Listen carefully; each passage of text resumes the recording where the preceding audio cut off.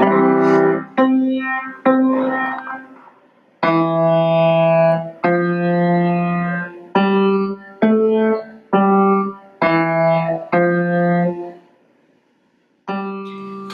its inception, PCDI has been dedicated to teaching people with autism the skills to unlock doors to new opportunities. These opportunities vary based on many different factors, such as experience, age, students' abilities and deficits, as well as student and family interests. Challenges and milestones vary greatly from individual to individual, but one thing remains the same. Institute staff and families constantly ask questions and investigate ways to help students unlock their potential. Typically, students enter PCDI through early intervention or preschool, but that's not always the case. No matter what age that transition occurs, careful attention is given to ensuring that students are available for learning. Early on, we introduce systems to help establish independence. These systems help to open the doors to learning. Motivational systems are tools that are introduced to visually mark and provide positive feedback to students regarding behavior we hope to see them display again in the future. When students first come to us, intervention is delivered by one staff member to teach one student. During this time, learning readiness and attending skills are the focus of instruction. As we have data that support that students are ready to learn, we can explore teaching in a small group. Activities like listening to a story or performing actions associated with a song in a small group may be introduced. Trumpeting like an elephant, snarling. We provide intervention to students who display a range of language skills. Some of our students are nonverbal, others are learning to talk, and some are learning complex language and conversation skills. That one is much better. For nonverbal students, we may use an augmentative system, such as an app on an iPad or a picture exchange system, to give them a way to communicate. As students acquire speech, we teach them to express their wants and needs. Sometimes we have them answer simple questions and comment on their environment. As they acquire additional speech and language concepts, we begin to address interaction and social deficits that impact their learning. Here at PCDI, we teach a wide variety of fun activities that range from independent activities such as playing computer games or playing iPad games to interactive activities where they can engage with their friends, playing on the Wii together, riding bikes. We do different sports that the kids get a chance to interact with each other. A lot of the activities that we teach the children to play offer up a lot of opportunities for the kids to learn new skills, and as well as opportunities for them to find something they might really enjoy doing in hopes that it's something that they would independently choose to do on their own time. Children with autism typically need to be taught how to play. At PCDI, we teach them play activities that increase their interaction with others, including their parents and siblings, and we also teach them to expand their interests. The teachers here collaborate with families to identify activities that can be taught based on the students' interests as well as those of their family.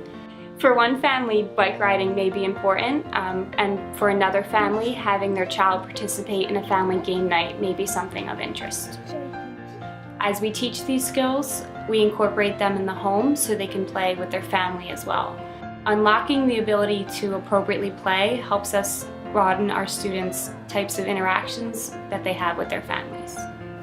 Who wants to go first? I am. Many play skills incorporate turn-taking, an important interactive skill we can teach. Teaching our students the ability to appropriately play helps unlock the types of interactions they can have with their families. After our students have explored and learned new interests in the school setting, the next step is often to transition these activities into other settings, like the home and community. Opening doors to these opportunities requires students to listen and follow directions in these new settings, interact with a wider array of people, and adjust to individual challenges that arise. In the past, PCDI students have played sports at home or on a community team, taken art or religion classes, gone on vacation, and participated in a variety of other outings.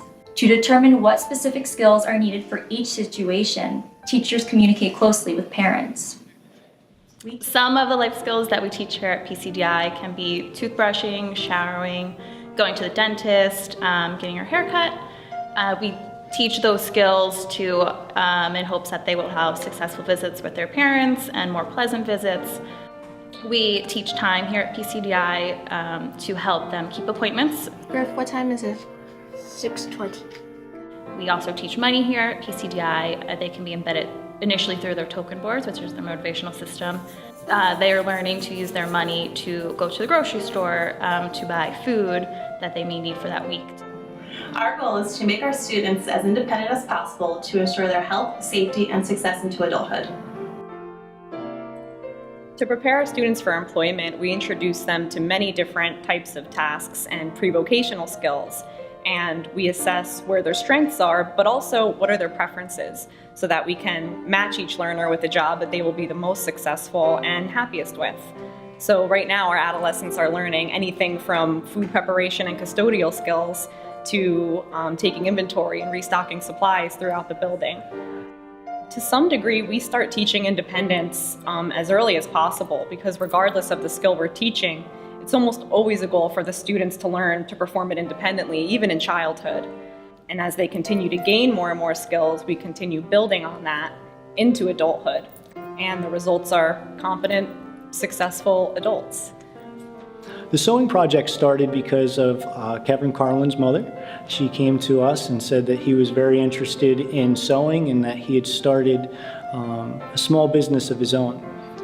She thought it would be an interesting thing for us to see if we could teach some of our other students to do that. So she came in, she showed myself and a few other trainers how to make pillowcases, and we started a small business, and we teamed up with Christine's Hope for Kids, and we were able to give them 100 pillowcases that they were able to give out to less fortunate children and sick children that were in hospitals. And from that, we've also kind of extended that business into making some wine bags and things of that nature.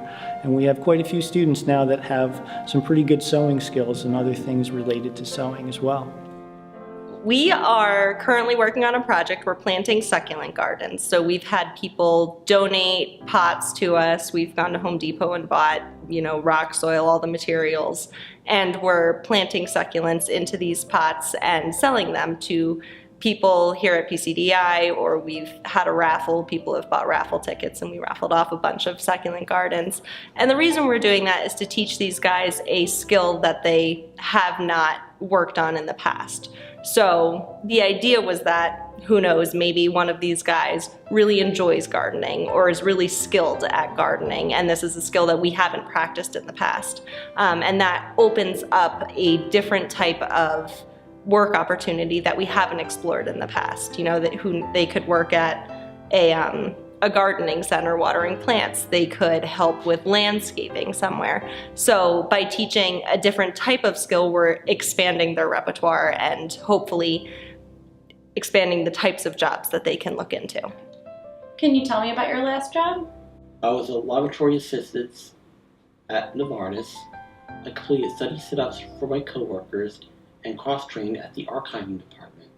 So we are practicing job interview skills with Eric so that we can give him all the necessary prerequisite skills to have a successful interview out in the community with a potential employer.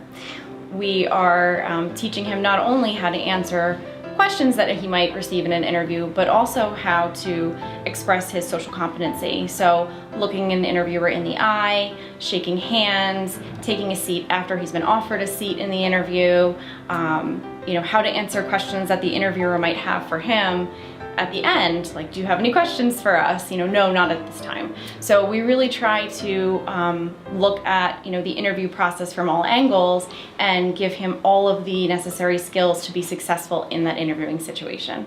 So our learners' employment history ranges from 2 to 24 years. So what we've seen over the years is that the more successful we can help them in the beginning stages with training them for prerequisite skills, as well as training them for, just the interview process, the more luck they're going to have in the end with obtaining gainful employment. For 47 years, PCDI has been committed to pursuing ways to unlock potential for our students with autism. Whether it's transitioning to a new school, building language, increasing independence through life skills, or gaining employment, PCDI is there to guide our students toward new milestones. With your help, PCDI will continue to support and inspire our students toward new victories, large and small. PCDI, Unlocking Potential for People with Autism.